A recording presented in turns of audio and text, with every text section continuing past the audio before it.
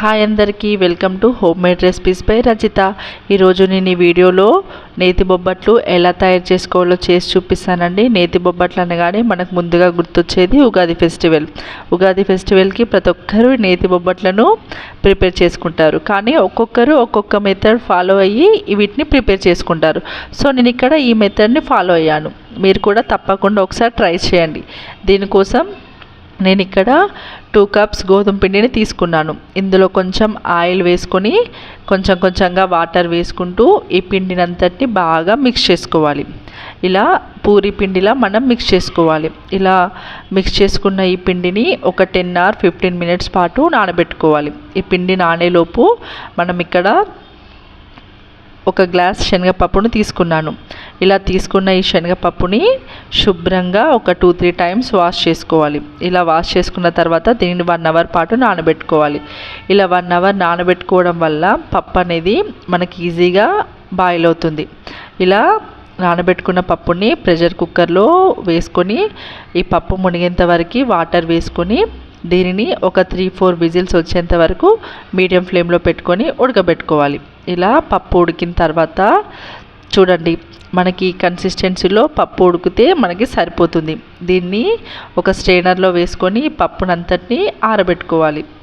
ఈ పప్పు మనకు ఆరేలోపు మనం ఏ గ్లాస్తో అయితే శనగపప్పుని తీసుకున్నామో సేమ్ అదే గ్లాస్తో మనం ఇక్కడ షుగర్ని తీసుకోవాలి.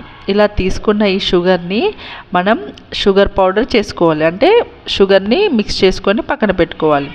ఇప్పుడు ఇదే మిక్సీ జార్లో మనం ఆరబెట్టుకున్న ఈ పప్పుని కొంచెంగా వేసుకుంటూ ఈ పప్పునంతటిని మిక్స్ చేసుకోవాలి. ఇలా చేసుకొని ఒక బౌల్లో పెట్టుకోవాలి. ఇలా నేను వీడియోలో చూపిస్తున్న విధంగా పక్కన పెట్టుకోండి. ఇప్పుడు ఇందులో మనం ముందుగా ప్రిపేర్ చేసి పెట్టుకున్న షుగర్ పౌడర్ ఉంది కదండి.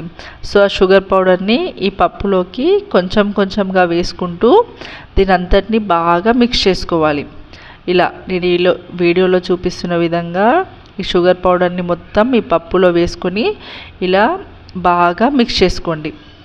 ఇలా మిక్స్ చేసుకున్న తర్వాత దీనిలో ఒక 2 or 3 teaspoons వరకు గీని వేసుకొని కూడా కలుపుకోవాలి. ఇప్పుడు దీని అంతటిని స్టవ్ మీద పెట్టుకొని మగ్గించుకోవాలి. ఒక 10 minutes పాటు దీని అంతటిని బాగా కలుపుతూనే ఉండాలి. ఇలా కలపడం వలన మనం ఒక 10 minutes తర్వాత ఈ పప్పు అనేది మనకు గట్టిపడుతుంది. ఇలా గట్టిపడిన తర్వాత మనకి పూర్ణాలు చేసుకోవడానికి చాలా ఈజీగా ఉంటుంది. సో మనం ప్రిపేర్ చేసి పెట్టుకున్న ఈ పిండిని అంతటిని బాగా మిక్స్ చేసుకోవాలి. ఈ గోధుమ పిండిని ఇలా మిక్స్ చేసుకొని ఒక లెమన్ సైజ్ అంత పిండిని తీసుకోవాలి. చూడండి, ఇప్పుడు నేను చెప్పాను కదా 10 minutes తర్వాత మనకు పిండి అనేది మనకు ఈ పూర్ణం అనేది ఇలా అవుతుంది.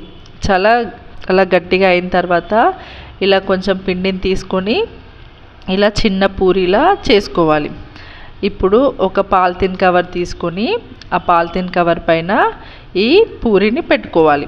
ఇప్పుడు మనం ప్రిపేర్ చేసి పెట్టుకున్న పూర్ణం ఉంది కదండి, ఆ పూర్ణం నుంచి ఒక లెమన్ సైజులో ఈ పూర్ణంని చేసుకొని ఈ పూరిలోకి వేసుకొని ఇప్పుడు నేను ఈ వీడియోలో చూపిస్తున్న విధంగా దీనిని ఈ విధంగా ఫోల్డ్ చేసుకోండి. ఇలా ఫోల్డ్ చేసుకునేటప్పుడు ఎక్సెస్ పిండి వస్తుంది కదా, దానిని పక్కన పెట్టేసి దీనిని ఇలా ప్రెస్ చేస్తూ పాలిథిన్ కవర్ పైన గీ కానీ ఆయిల్ కానీ వేసుకొని మనకెంత వీలైతే అంత పల్చగా దీనిని మనం ప్రెస్ చేసుకోవాలి. ఈ పూర్ణంని మనం ఈ విధంగా ఈ వీడియోలో చూపిస్తున్న విధంగా ప్రెస్ చేసుకోండి. ఇలా ప్రెస్ చేసుకొని మనకి ఎన్ని కావాల్స్తే అన్నీ మనం ప్రిపేర్ చేసి ఒక ప్లేట్లో పెట్టుకోవాలి. చూడండి, ఈ విధంగా అన్నీ ఒక ప్లేట్లో పెట్టుకున్న తర్వాత స్టవ్ మీద ఒక ప్యాన్ పెట్టుకొని గీ ఆర్ ఆయిల్ అప్లై చేసుకొని మనం ప్రిపేర్ చేసి పెట్టుకున్న ఈ పూర్ణంని దీనిపైన పెట్టుకొని ఫ్రై చేసుకోవాలి. ఇలా 2 sides వేయించుకోవాలి. మీడియం ఫ్లేమ్ లేదా హై ఫ్లేమ్లో చేసుకోవాలి. మొత్తం మనం హై ఫ్లేమ్లో పెట్టుకొని చేసుకోవడం వలన ఈ పూర్ణాలు అనేటివి ఈ లోపల పూర్ణం అనేది ఉడకదండి, అంటే మాడిపోతుంది. So medium flame to high ఫ్లేమ్లో అడ్జస్ట్ చేసుకొని ఈ నేతి బొబ్బట్లని మనం ఈవెన్గా 2 వైపులా కూడా ఈవెన్గా మనం వేయించుకోవాలి.